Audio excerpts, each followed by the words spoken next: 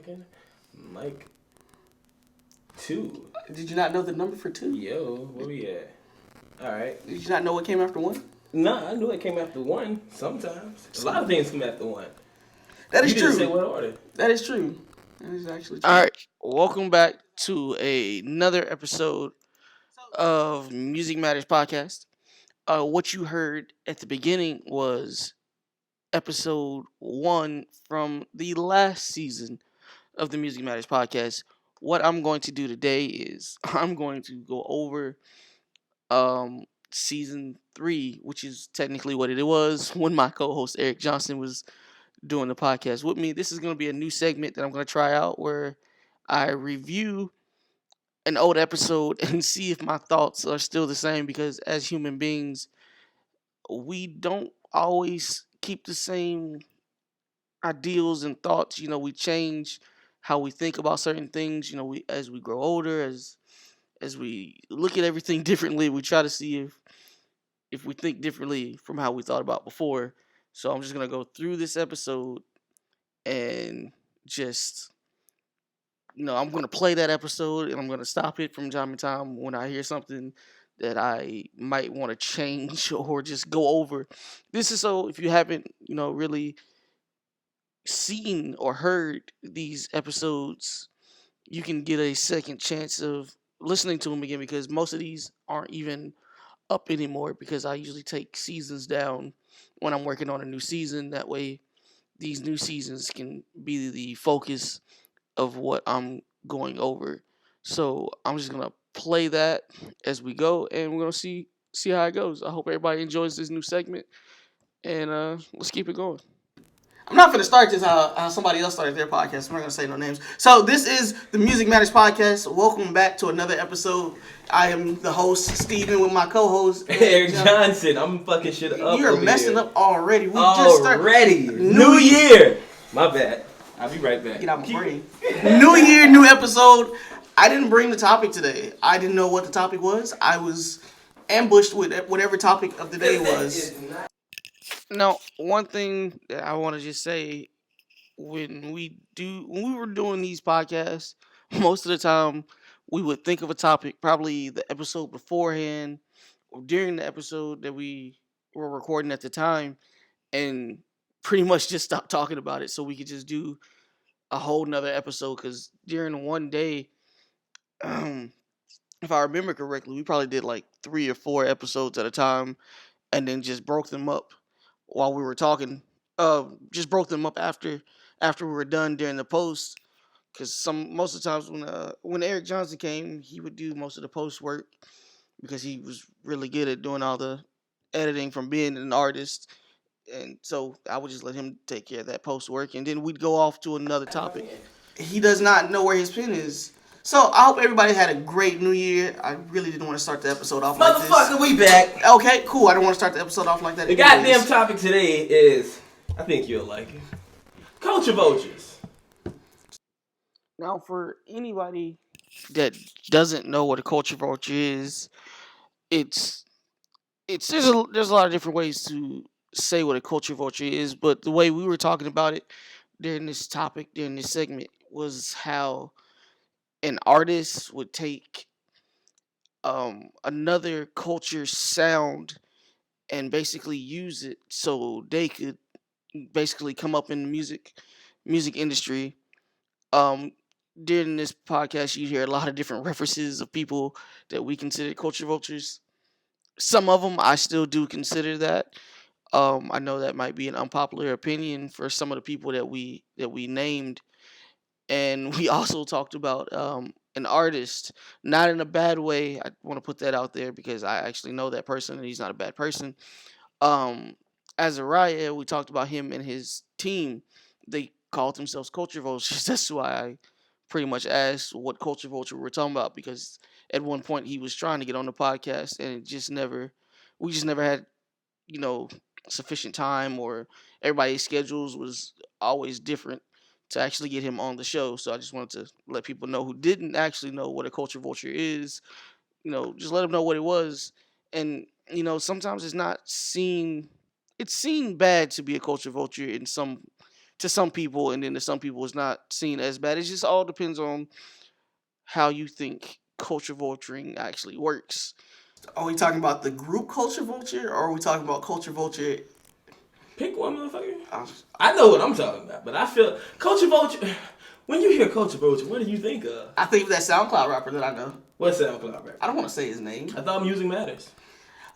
His name is Azariah the Great, and his team name is Culture Vulture. Well, then that's not bad. That's his team name.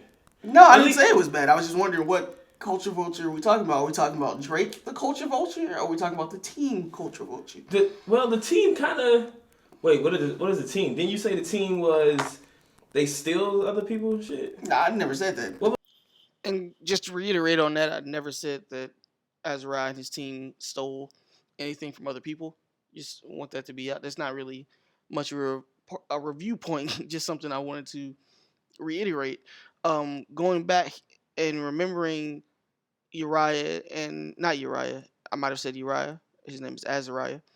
Going back and remember what Azariah and his team, they were just a rap group, and they decided to call themselves Culture Vultures. We never got a chance to sit down with them and actually ask them why they chose that name, but that was their name, and they went with it. I haven't been able to speak. I haven't been able to talk to him or his team since I moved out of Florida, but that was their team name. They went by Culture Vultures. That's what they want to go by. I don't know what they think was Culture Vulture. I just know the team name is Culture Vulture. All right. Well, I'm talking about motherfucking Culture Vultures like Drake. When it comes to these old podcasts, there's some I always remember when we were doing them that we would get to the topic like way down the line. We'd always have like a dozen other things going because it was always multiple things going on. We'd always talk about multiple things, and then we get to the topic. Before I cut in here, you would hear us talk about how Drake was considered a culture vulture at that time, and I don't know if people still consider him a culture vulture. He might be, he might not be, but when we're talking about Drake, we're talking about because Drake's sound is sometimes dependent on the culture that he's around. You know, when he's in Houston, he does the Houston kind of flow. When he's, doing the island flow or doing any other thing like that, that's why we considered him a culture vulture, or still consider him a culture vulture if you still think that way. I don't know. I won't say my mind has really changed since this podcast on Drake being a culture vulture. I think I would just see him as less of somebody just... I'm just going to keep calling him a culture vulture. I'm not going to even make a lengthy thing about that because he does use other people's cultures to make hit songs, and when he makes hit songs, he makes money off of it. So I would consider that culture vulturing. Okay. That's a perfect fucking example. That's the only culture vulture I really... Shit. That's why I wanted to bring this topic. Okay. Motherfucking fuck with me and get some money. G-Eazy. At the time, I really didn't know G-Eazy was on that song, and I felt really bad for it because I was supposed to have my ear to the ground when it came to music. But also at this time, I was managing Aireq Jonsin, and I was making it a purpose to not really listen to mainstream music or everybody else's music. So if I was asked about an idea for a song, or if I was asked, my opinion of something, I wouldn't have my head, have a lot of other people's music in my head so I can give my own actual opinion. And I wasn't a fan of G-Eazy at this time. There were songs that I listened to that were by G-Eazy, like the Suicide song soundtrack, You Don't Own Me, with him, and I cannot think of the other person that was on that song with him. But I really enjoyed that song by him, but I just really never gave the song that we're mentioning at this time a listen that much. I was really into the Suicide soundtrack at this time as well, so that's what I was listening to a lot. G-Eazy. That whole song. Oh, he's on that song? That's his song? That's right. I did not know that. Right? Oh man, I feel horrible. He's not good at culture vulture, but he's a fucking culture vulture. Is he really culture vulture? Everybody's trying to get some money. Yeah, but he is not that type of rapper. I don't know. You can hear it in that damn song. I don't know what type of rapper he is, honestly. Me either. I think he's a pop rapper. That works. A lot of rappers today are pop rappers. Ain't nothing wrong with that. No, a lot of them suck though. It's just, yeah. They suck when they try to crossover and go to different ways, like how G-Eazy with the fucking what the fuck is name of it? No Limit. First off, why is your name the name of the song No Limit, and you got a 3 6 Mafia rapper flow in it? I don't know what to tell you. That's just what he wanted to put it. It's his song, his creativity. It's his way of doing things. Coach Vulture. This is why I wanted to say he's a Coach Vulture, because that's obviously a strip club song. We know G-Eazy's a pop rapper. You can listen to this nigga. Cardi B's on that song, right? But it makes sense, bro. Yeah, I was about to say because she's a stripper. And ASAP. He's the one to fucking singing the hook. ASAP Rocky. Oh. If I fuck one time, I'm a wife. I haven't really been listening to that shit's hot. I haven't been listening to a lot of mainstream music. It's hot because of Cardi B. Don't. In almost every recording we do, and every podcast that we ever worked on together, when it came to me and Aireq Jonsin, there was a few things that we always debated about, and one of the things that we debated about was, at this time, who was the best female rapper, or one of the best female rappers. I would say the best female rapper at the moment. It was always him pushing, I won't say always pushing Cardi B, but Cardi B was somebody he was pretty into at the time, or whose music he was listening to at the time. And mine was Young M.A, because at that time I thought Young M.A, and I still think Young M.A is one of the best female lyricists. I know it's probably another unpopular opinion, but I thought she had a lot of potential to make it. She made it big, but to be bigger than where she was already at, to be on top for a long time. And still today, I think Young M.A is, I would say, better than a lot of the female rappers that are out right now. Also at the top too, I would say Rhapsody. My stance on Cardi B has changed since this podcast came out. I think like a year ago. I actually enjoy a lot of Cardi B's music. I like the songs she's done with Bruno Mars. I like some of the songs she did with Bad Bunny, which is actually interesting because we knew a guy who works with a guy who actually has some sort of connection to Bad Bunny. I think he's worked with Bad Bunny before, or uh, on some form or fashion he was connected to Bad Bunny, which I feel like was really cool. Which is another segment I want to bring up in the future, is just a bunch of interviews with a bunch of people that I've worked with while I was in Florida, because everybody has a story to tell when it comes to things that we worked on together or things that we've worked on separately. But that's something for a future podcast. But yeah, I just wanted to say that was, if you haven't ever listened to a Music Matters podcast with Aireq Jonsin, that was the running joke basically was. That's Young why M.A I'm going there, because this is why Cardi I brought B. up Coach Bush, because you don't like Cardi B because she takes fucking other people's flows and make it her own, which is a form of Coach Bush. But this bitch is kicking ass at it. Oh, G-Eazy on the same song. Also, at that time, Cardi B's main song, or the song I would say got her claim to fame in the music industry, because I know Cardi B was pretty famous for doing other things. I really don't remember how Cardi B got into the scene of music, but was the Bodak Yellow, which was where she uses Kodak Black's song. I don't even remember what the name of that song was. I probably should look it up, but I don't feel like doing that right now. Used that song of his, basically flipped it and made it her own. At that time, I was like, you know what? I can't get behind you because you had to take somebody else's song and flip it to make it your own, so you could get up. But everybody has their own way of making it into the music industry and being at the stage that you want to be at. So I can't really say anything about that, but We got two that was Coach just how Bush's I on the felt same at that song. time. I don't think. Maybe okay. Cardi B, maybe she's a Coach Bush. She's the extreme Coach Vulture. Maybe she is. Cause she's But she's hot. You're from Fort Lauderdale, You damn right. so you should understand. I know what you're gonna say. You should understand. She's a New York rapper, still in the Fort Lauderdale rappers' whole flow. And this is why all the New Yorkers should be mad, because the South is fucking hot. I'm gonna be honest with you. New York Just saying. and the North, they did, bring rap to the forefront. And I'm jealous because of that. But they brought it to the forefront, but they changing it. stole everything else. Now, like once they saw what everybody I mean when I else, say everybody else popped, I'm gonna have a lot stole of is our probably northern. not the right word, but a lot of Southern music, Southern rap music at a time was not seen as, great in the rap world.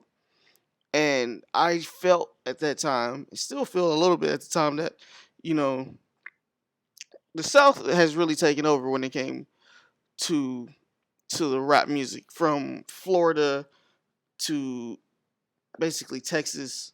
That's what I really consider the South because I'm probably somebody's gonna say something to me about that later. But that's really where a lot of Southern rap music comes from. You either get it from Florida, uh, Atlanta, or we used to get a lot of it out of Texas. Texas isn't doing as much anymore, even though we do have people like Mo3, we have people like Yellow Beezy, and a lot of other Texas-based artists. Travis Scott. Uh, there's some other ones I can't even think of right now that are actually really doing well in the rap world.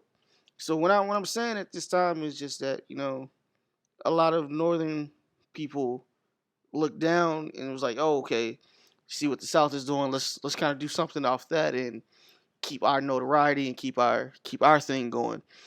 Trust and believe, I have nothing but respect for New York and the North when it comes to rap, because without a lot of them, probably wouldn't have.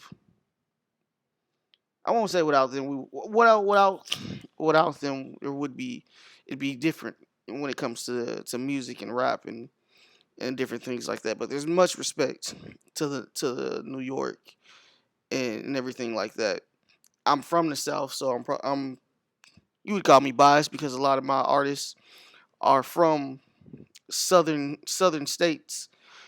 Uh, Artists like Rick Ross, I would consider Tech Nine in Kentucky more to the South, even though it's Midwest. Matter of fact, I won't even say that because that is Midwest, Mideast, the central part. It's kind of when you break it down, it's a lot of different territories of how you can call it. Um, but a lot of my favorite artists are from like Florida, and one of my favorite artists of all time is Lil Wayne, and I like a lot of artists that was around him at the time as well. So again, just reiterate much respect to the North and everything that New York and has done for the culture.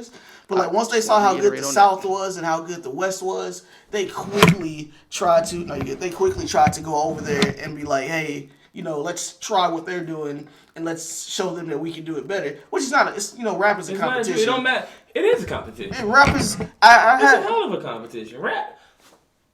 I had a guy.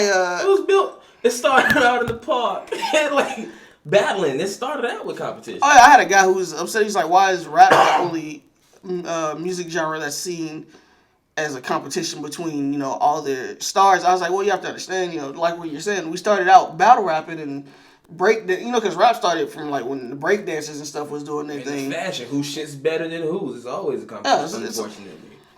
And it just proves that to me, I feel like our genre wants it more.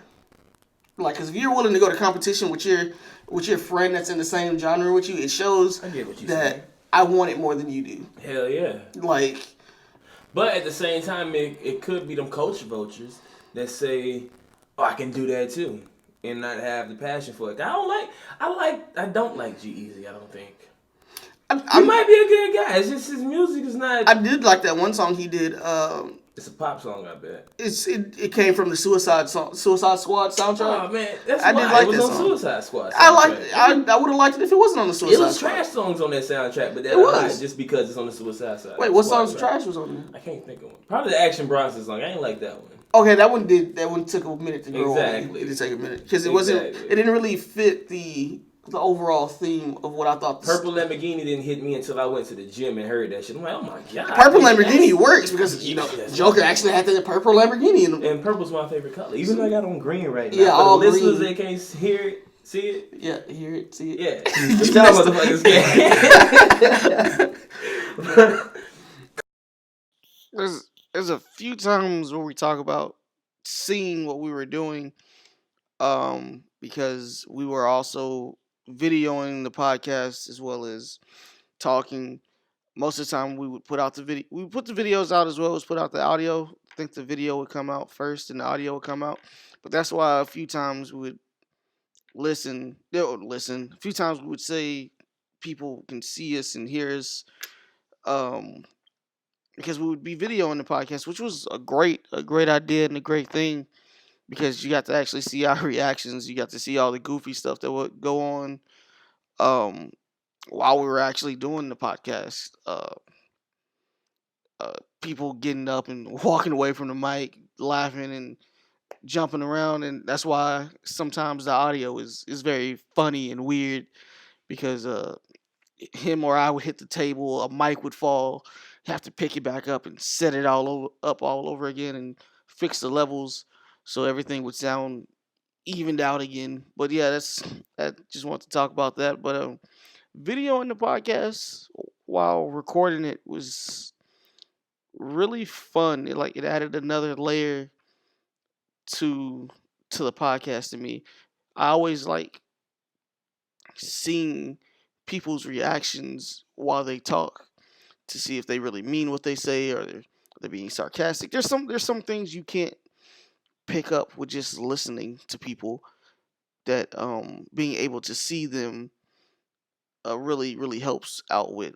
I still enjoy a lot of podcasts on YouTube, um that are recorded Culture vulture, that's what we talking about. videoed Fucking at the same G. time. See, I'm glad I brought this. Just gives another the culture layer vulture is such a to the broad thing. It is a broad It's his thing. own Podcast genre. that It's you have to cool sit now. and listen to. No, For Doesn't some happen. motherfuckers, for them culture vultures, it's cool. culture vulture would never be a cool thing. Well, maybe for me, it'll Yeah, never because be a we're cool thing. original creatives. Yeah, they're the ones. They're the copycats. And when you're in the music industry, you shouldn't want anybody who's a culture vulture. They're like clones. That You know who the original culture vulture used to? No, I can't say that the original. I was gonna say Drake. No. Who? Yeah, but I wouldn't say he the original, because that's probably before our time. But for me, And I'm going to stop it right here, because this episode was actually longer than I thought it was. And going through and doing the whole video would just be long to sit here and just listen to and do the review over. So I'm just going to break this one up into 2 episodes. I'm actually enjoying doing the review, because it gives me a chance to go back and listen to the old work that we did. Having a co-host was really fun while doing this podcast, because you got to go back and forth off somebody else's ideas and off of somebody else's thoughts. So it was a lot different. Whoa, almost fell. My bad. Trying to grab the charger before this dies. But it was a lot different than just having one person's ideas and one person's thoughts. This way, like I said, you go back and forth off of somebody else. You get two perspectives. But yeah, I'm gonna stop this right here, and we're gonna have a part 2. So if you enjoyed this new segment, let me know. If there's something that I missed that I should have went over, let me know, because I don't mind going back and talking about that part as well. And I heard myself say the Music Matter podcast, but we did change the name since then. It is the Where Music Matters podcast now. So if you hear me say it, just know I'm referring to the episode, because at this time the podcast was called Music Matters. We added the Where to Music Matters, because this is where music matters, because it's all about the music here. And that's it. So thank y'all for giving me a listen, and we're gonna keep this going. See you next time.